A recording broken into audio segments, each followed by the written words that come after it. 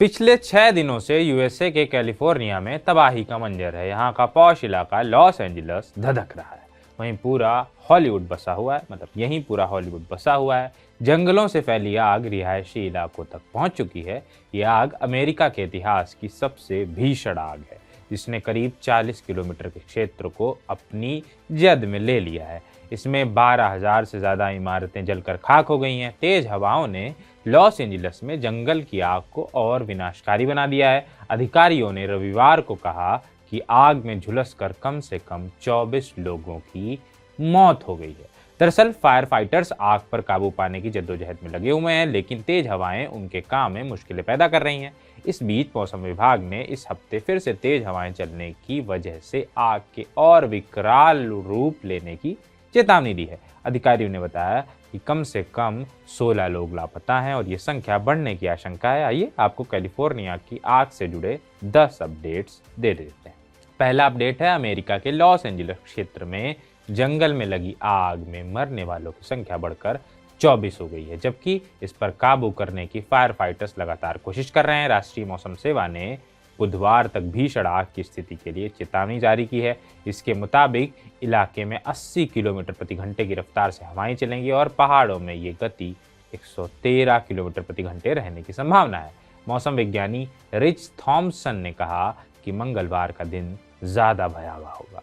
Los Angeles शहर के medical examiner office ने शनिवार शाम को एक बयान में कहा कि कुल 24 लोगों की मौत हो चुकी है, जिनमें से 5 की मौत पैलिसेड्स जबकि 11 की मौत ईटॉन इलाके में हुई। इससे पहले 11 लोगों की मौत होने की पुष्टि की गई थी, लेकिन अधिकारियों ने कहा कि मरने वालों की संख्या बढ़ सकती है। वहीं अधिकारियों ने एक सेंटर बनाया है जहां लोग गुमशुदगी की रिपोर्ट दर्ज करा सकते हैं। इस बीच फायर फाइटर्स ने फिर से तेज हवाएं चलने की आशंका को देखते हुए आग को काबू करने के प्रयास और तेज कर दिए हैं।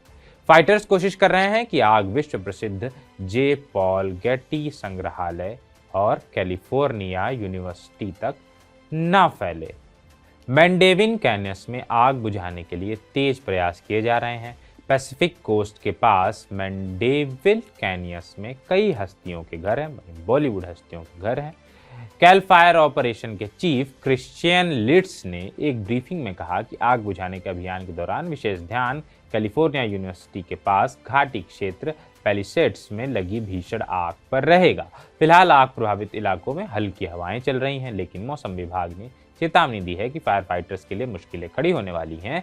तेज सेंटाना हवाएं, नाम है इनका, जल्द ही लौट सकती हैं। बताया जा रहा है कि इन हवाओं के कारण आग तेजी से फैल रही है, जिसने लॉस एंजलिस और आसपास के पूरे क्षेत्र को अपनी चपेट में लेकर नष्ट कर दिया है। लॉस एंजलिस में 8 महीनों से अधिक समय से कोई खास बारिश हुई नहीं है। आग के कारण इंटरस्टेट हाईवे 405 पर भी खतरा मंडरा रहा है और इस क्षेत्र से होकर गुजरने वाला मेन ट्रैफिक रूट है।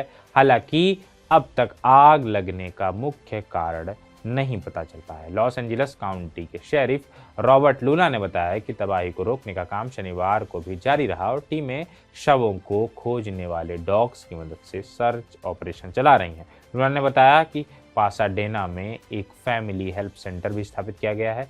उन्होंने निवासियों से कर्फ्यू का पालन करने की अपील की है। आग ने करीब 145 स्क्वायर किलोमीटर क्षेत्र को अपनी चपेट में ले लिया है। हजारों लोगों को अब भी आग से प्रभावित इलाकों को खाली करने के आदेश दिए गए हैं।